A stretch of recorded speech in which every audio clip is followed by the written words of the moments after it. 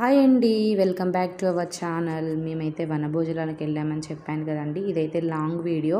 మేము వెళ్ళినప్పటి నుంచి వచ్చే వరకు ఏం జరిగిందో ఈ వీడియోలో అయితే నేను ఎక్స్ప్లెయిన్ చేయాలనుకుంటున్నా.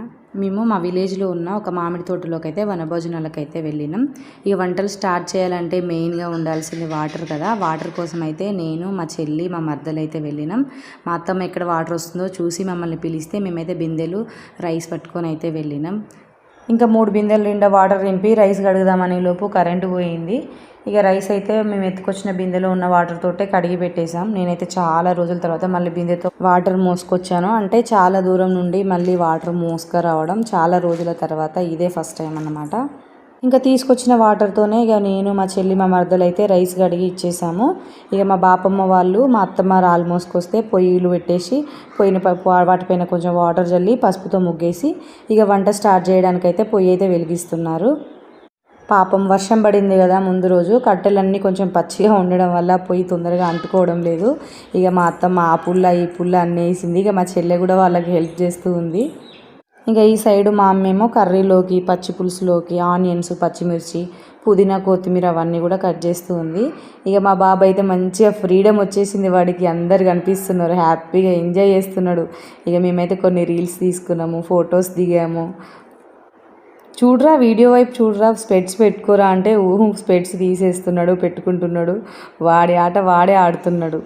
ఇంకా ఒకవైపు మా ఆటలు, మా ఫోటో సెషన్ కంప్లీట్ అయ్యేలోపు రైస్ అయితే వండి పక్కన పెట్టేశారు. అన్నట్టు మీకు చెప్పడం మర్చిపోయాను, ఆ వీడియో క్లిప్ అయితే మిస్ అయింది. వనభోజనానికి వచ్చినప్పుడు ఖచ్చితంగా పసుపు వేసి అన్నం అయితే వండుతారు. ఇక్కడ పచ్చటన్నమే తినాలి అని అంటారు, అందుకే అన్నం అయితే పచ్చటన్నమే వండారు. ఇంకా రైస్ కంప్లీట్ అవ్వగానే ఇంటి దగ్గర నుంచి వచ్చేటప్పుడే చికెన్ అయితే కొట్టించుకొని తీసుకొచ్చారు. ఆ చికెన్ అయితే ఇప్పుడు వండడం స్టార్ట్ చేశారు.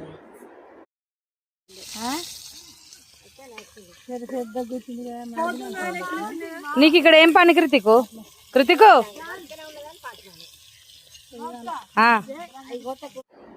మా అమ్మ వాళ్ళు చికెన్ వండుతుంటే మా బాబు అక్కడే ఉండి చూస్తున్నాడు. వాడు అక్కడ ఎందుకున్నాడంటే పసుపు డబ్బా కోసం. మా వాడు పసుపు చాలా తింటాడు, అందుకే పసుపు డబ్బా కోసం అక్కడ ఉండి కర్రీ వండుతుంటే అందులోకి తొంగి తొంగి తొంగి తొంగి చూస్తున్నాడు మా అమ్మ పసుపు వేస్తే. చికెను గ్యాస్ మీద వండిన దానికన్నా ఇట్లా కట్టెల పొయ్యి మీద వండితే కొంచెం టేస్ట్ అయితే మంచిగా అనిపిస్తుంది. రైస్ కూడా కట్టెల పొయ్యి మీద వండితేనే నాకు ఎందుకో టేస్ట్ అనిపిస్తుంది. నేను రోజు కట్టెల పొయ్యి మీద వండమని అనట్లేదు. ఈ ఫెస్టివల్స్ టైంలో మటన్ కానీ, చికెన్ కానీ, బగారా రైస్ కానీ కట్టెల పొయ్యి మీద వండితే చాలా బాగుంటుంది, చాలా టేస్టీగా అనిపిస్తుంది. ఎందుకో తెలియదు. మేము ప్రతి పండగకి పూరీలు కానీ, చపాతీ కానీ చేస్తాము. బయట పొయ్యి పెట్టి కట్టెల పొయ్యి మీదనే చేస్తాము. పూరీలు చేయడం కంప్లీట్ కాగానే మా అమ్మ మటన్, చికెన్ 2 కూడా కట్టెల పొయ్యి మీదనే వండుతుంది. మాకు అట్లయితేనే నచ్చుతుంది, మంచిగా అనిపిస్తుంది ఎందుకో. ఇక ఫైనల్గా రైస్ ఉడికిపోయింది, చికెన్ ఉడికిపోయింది, పచ్చి పులుసు కూడా చేసిర్రు. ఇక మటన్ తీసుకురావాలి. మటన్ అంటే వేరే దగ్గర కట్ చేశారనమాట. అది తీసుకురావడానికి ఎవరు వెళ్ళాలంటే నువ్వు వెళ్ళని అనుకుంటున్నారు. మా బాబేమో నన్ను వదిలిపెట్టట్లేడు. ఫైనల్గా నేను, మా చెల్లినే మటన్ తీసుకురావడానికి అయితే వెళ్ళినాం. వెళ్తుంటే ఇట్లా తాడి చెట్టు కనిపించింది. మా చిన్నప్పుడు అయితే ఇట్లా తాడి పండ్లు పండిన తర్వాత ఇట్లా తినేవాళ్ళం. కానీ ఇప్పుడు వర్షం పడడం వల్ల అందులో పురుగులు అయితే పడినాయి. మీకు ఎంతమందికి తెలుసో ఈ తాటి పండ్లు తినడం తెలుసో నాకు కామెంట్ చేయండి. ఇక మటన్ అయితే మేము తీసుకెళ్ళిన టిఫిన్ బాక్స్లలో పెట్టేసుకున్నాం. కానీ తలకాయ కూర బోటి ఉంటుంది కదా, అది ఇప్పుడే కట్ చేస్తున్నారు. దానికోసం ఒక 1/2 అవర్ అక్కడ వెయిట్ చేయాల్సి వచ్చింది. ఇక అవి తీసుకురావడానికి అయితే మేము ఏం తీసుకెళ్ళలేదు. అక్కడ ఉన్న నేను మోదుగాకులు అంటారు కదా, ఆ ఆకులతోటి విస్తర్లాగా కుట్టాను అనమాట. చాలా రోజుల తర్వాత నేను అట్లా కుట్టాను. ఇక ఫైనల్గా మటను, బోటి అవన్నీ తీసుకొని మేమున్న ప్లేస్కి వచ్చేసరికి 6:30 అయింది. చూడండి కనిపిస్తుంది, ఆల్మోస్ట్ చీకటి పడుతూ ఉంది. ఆ చీకటిలో మా వాళ్ళు మళ్ళీ ఫాస్ట్గా మటన్కి అయితే వండడానికి ప్రిపేర్ చేస్తున్నారు. మటన్ ఉడకడానికైతే కొంచెం టైం అయితే ఎక్కువనే పడుతుంది, మీకు తెలుసు కదా. మళ్ళీ అందులోనూ కట్టెలు పోయి అవి మండక ముందు రోజు వర్షం పడడం వల్ల కొంచెం ఎక్కువ టైమే పట్టింది. ఆలోపు మేము బయట అక్కడ కూర్చొని మా పిల్లలతో ఆడుకుంటూ ఉన్నాము. మటన్ కట్ చేసే వాళ్ళు టైంకు లేకపోవడం వల్ల ఇట్లా పాపం మా వాళ్ళు చీకట్లో ఇబ్బంది పడాల్సి వచ్చింది. ఎప్పుడైనా ఇట్లా ఉండదు, ఈసారి ఇంత లేట్ అయిపోయింది ఎందుకంటే మటన్ కట్ చేసే వాళ్ళు లేకపోవడం. పాపం మా వాళ్ళు ఆ చీకట్లోనే అటు ఇటు కష్టపడి మటన్ అయితే వండేసిళ్ళు. ఇక అన్నీ తీసుకొచ్చుకొని మేమైతే తినడానికి అయితే కూర్చున్నాం. ఇంటి దగ్గరే పూరీలు అయితే చేసుకొని వచ్చినాము. మేమైతే చపాతీ చేసినాం, మా చెల్లి వాళ్ళు అయితే పూరి వేసిళ్ళు. అన్నీ కూడా షేర్ చేసుకొని తిన్నాం.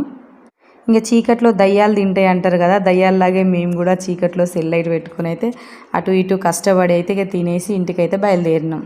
ఇంకా వెళ్తూరు బాగుంటే ఇంకా మంచిగా నేను వీడియో అయితే మంచిగా క్యాప్చర్ చేయాలనుకున్నా.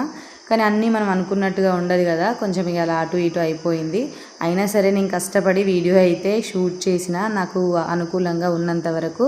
ఇక మీ అందరికీ కూడా ఈ వీడియో నచ్చుతుందనే నేను అనుకుంటున్నా. ఈ వీడియో కనుక మీకు నచ్చినట్టయితే నా ఛానల్ని సబ్స్క్రైబ్ చేసుకోండి, ఈ వీడియోకి ఒక లైక్ చేయండి. మీలో ఎంతమందికి ఇలా బయట వంటలకు వెళ్ళడం తెలుసో నాకు కామెంట్ చేయండి. ఓకే మరి బాయ్.